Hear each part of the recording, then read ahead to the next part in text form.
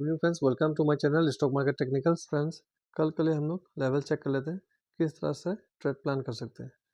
तो फर्स्ट हम लोग गैप अप का देखेंगे। अगर मान लीजिए गैप अप हो गया ये 23,750 के ऊपर, ये एक रेजिस्टेंस है, इसके ऊपर हो गया तो हम मार्केट कल फर्स्ट करने लगा ग्रीन बनता है तो हमें कुछ नहीं करना है, वेट करना है, ये देखना है कि कहाँ जाकर ये रेजिस्टेंस फेस करता है। तो आपको मालूम है कि ये रेजिस्टेंस, ये जो लेवल है ये एक रेजिस्टेंस है, इसका लेवल सबका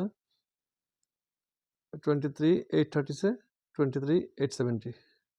तो हम क्या करेंगे, मार्केट जैसे ओपन हुआ और ऊपर चला गया सीधा, हमें कुछ नहीं करना है, हमें वेट करना है। उसके बाद हम देखेंगे क्या बनता है, एम पैटर्न बनता है या कोई कैंडलस्टिक पैटर्न बनता है। अब मैं कैंडलस्टिक पैटर्न और एम पैटर्न जो मैं बोलता हूँ या डब्ल्यू पैटर्न बोलता हूँ, इसको मैं थोड़ा दिखा देता हूँ। जैसे आज सुबह का देख लीजिए, इसको, ये एक डब्ल्यू पैटर्न है, ठीक है, ये एक सपोर्ट था, जैसे ये नीचे आया, ये गया, ये नीचे आया, ये गया, ये डब्ल्यू पैटर्न है और इसको तोड़ते ही एंट्री करना चाहिए और इसका हाई जो था ये टारगेट होता है। तो इसको मतलब एक छोटा स्कैल्पिंग माना जाता है। और जैसे कैंडलस्टिक पैटर्न देखिए, कैंडलस्टिक पैटर्न ये होता है, ये दो कैंडल को ठीक से देखिए, ये कैंडलस्टिक पैटर्न है, ठीक है। तो इस तरह का मैं बोलता हूँ, हमेशा डब्ल्यू पैटर्न और एम पैटर्न का बात करता हूँ तो मैं इसी तरह का पैटर्न बोलता हूँ, और जो कैंडलस्टिक पैटर्न होता है वो इस तरह का होता है।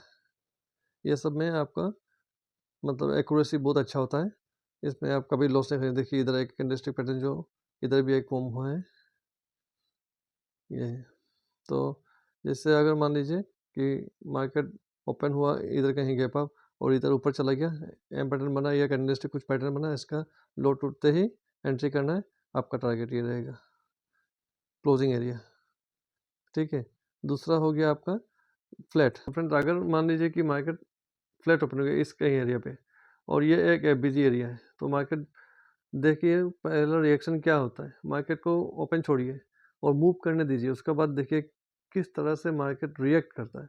इस जगह जाके अगर ये जो एरिया है ये एफबीजी एरिया है, मान लीजिए यहाँ कहीं खुल गया, यहाँ पे जाके एम पैटर्न बन गया, तो उसमें आप एम पैटर्न जब बनेगा इधर दिखेगा कोई कैंडलस्टिक पैटर्न बनेगा, जिससे ये कैंडलस्टिक पैटर्न आपको एकदम, इसमें क्या होता है, इसमें एकदम बहुत छोटा एसएल के साथ एक एंट्री मिलता है।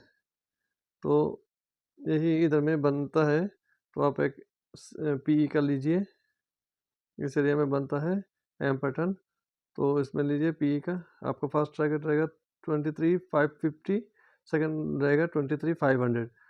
और एक बात याद रखिए, 23,500 में बहुत सारा पुट राइटर्स बैठे हैं, अगर इसको कल तोड़ देता है तो 23,500 का जितना भी पुट राइटर्स है उनको निकलना पड़ेगा, तो market fast rally down side करेगा, क्योंकि लोग जब पुट राइटिंग से निकलेंगे तो पुट बाय करेंगे, तो मार्केट और बड़ा रैली नीचे तरफ देगा। और मान लीजिए फ्रेंड कल गैप डाउन दे दिया, तो 23,500 का नीचे अगर गैप डाउन दे देता है तो ये एक काम करेगा, 23,500 में जाके रेजिस्टेंस लेगा, लेने के बाद कोई कैंडलस्टिक पैटर्न या एम पैटर्न बनता है तो इसमें आप पुट का देखिए, और इसका टारगेट रहेगा 23,250 से 23,200।